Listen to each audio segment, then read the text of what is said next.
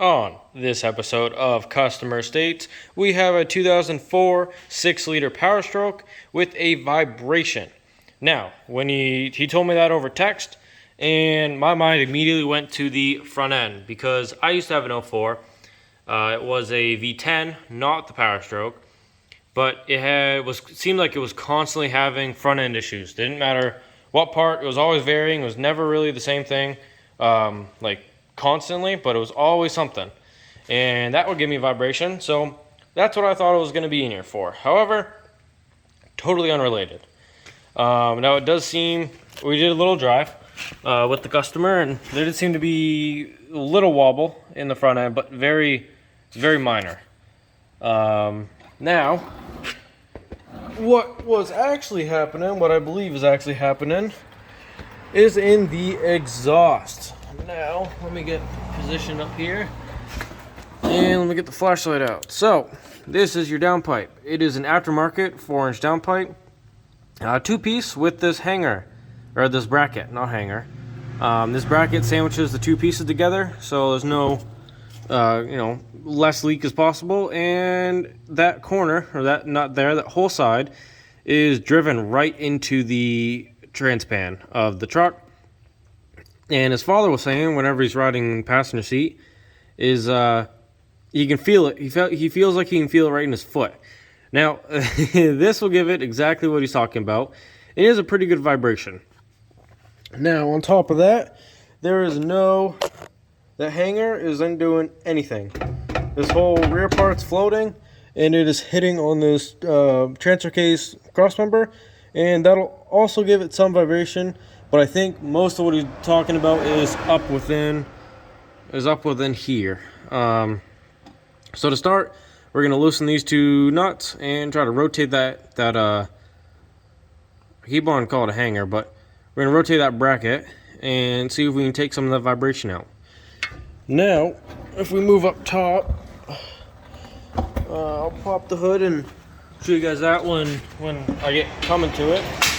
But it's also has a code. Now the code is P0046, and when looking that up, it is something to do with the variable turbo. Now the turbo seems to work fine, and doing a little research, it doesn't seem to be within the turbo itself. It is somewhere within the communication between the PCM and the turbo. Whether it be a loose connection, there's a chafed wire, something like that, it's not talking correctly. Because when you're driving it, you have a really bad stutter. Now you get a little higher end RPMs, and the turbo will open and close. Now, if you don't know what a variable turbo is, basically it has vanes on the air intake side that'll open and close to let the amount of air through. More air, more power, so it's basically stuck closed. And when you're really romping on it, it'll try to open as if it's almost like it's stuck. But with that code, it's going to be something electrical, is what I'm narrowing it down to. Could be the sensor that's in the turbo itself. I'm hoping for a chafed wire that I can just repair. But we'll go from there. For today, we're gonna try to knock out this exhaust, get that vibration away, because bottom line, driving with your turbo closed like that is basically just acting like a small turbo.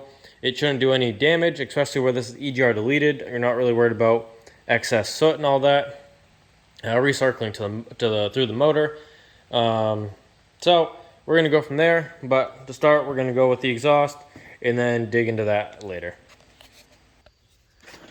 So back under here, what you can see is, let's see if we can get you in that divot there. But you can see where it used to really dig in, and actually the firewall kind of protecting is that protecting sheet's actually ripped and torn where it was hitting. But all I did was it's supposed to be a 9/16, but I think it's kind of rusted. It's like a whisker bigger, but 15 was too big and 14 millimeter just like very snug. I think it's supposed to be a 14 with a little rust on it, a little hard. I just used the 15, it was good enough. And then what I'm going to do now is take it for a little drive, let it get up to temperature, let it be warm, and then come back and tighten it again. because stuff like this you need to tighten a couple times, and over time it'll loosen up through heat cycles. So I have it tight with the ratchet now, and then we'll do a little heat cycle, and then we'll go back and tighten it again. Now, we have it outside, cruising down the road.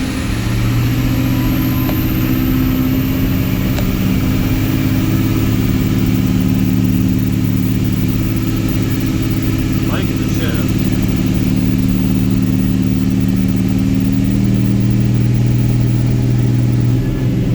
There it is. Hey, that's that sensor that's going on.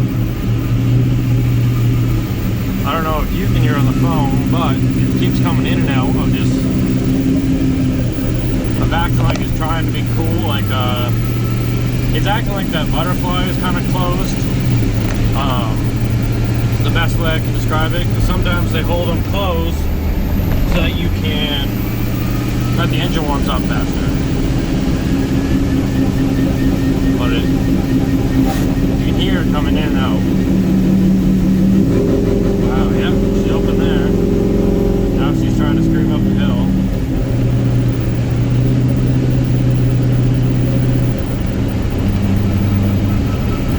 But the biggest thing I'm looking for right now is, because all I did was the exhaust. I just want to see if it's vibrating. I do feel it a little bit, but not nearly as bad. I'll have to come to a stop and see what it's like then.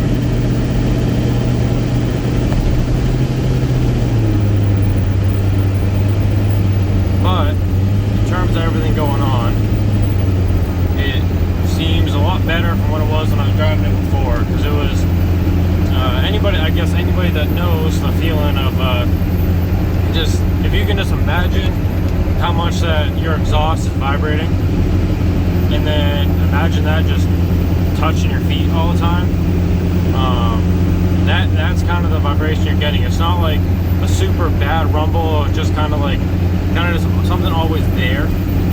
But one thing I did notice too is when it was in park, it didn't seem to do it, and when you first went to take off, it kind of stopped. But if you were in gear and on the brakes, I noticed it a lot, and that could be because of a couple things. You get your load onto the motor, your exhaust is starting to push a little more than it is when you're in park or in neutral, and then, but also because if your foot's pressing hard down on the floor, you're gonna get more of that vibration. So I'm gonna head around and turn around, head back to the shop, and we'll catch up with it. So coming back, it definitely eliminated some of that rattle.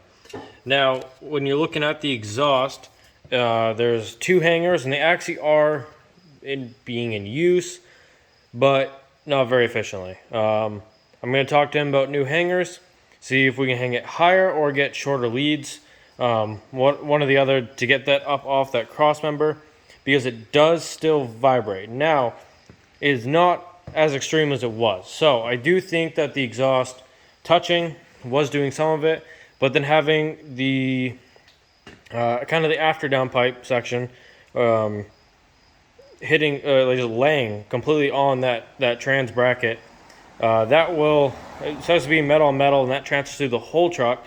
That will give you some. So I think next step for there is to pick up a couple hangers or modify these ones, and that'll come into a following part. And with another part, we were going to do some turbo diagnosing and try to find that code and where it's coming from. But that's going to do it for today. Thank you for watching. And first 6.0 in the shop, what do you guys think? First one I've worked on, and I think it sounds fabulous. So, I don't know. We'll go from there. Hopefully we can fix it. Hopefully we can get these guys going and happy about it again. And we'll see you in the next part. Thanks, and have a wonderful day.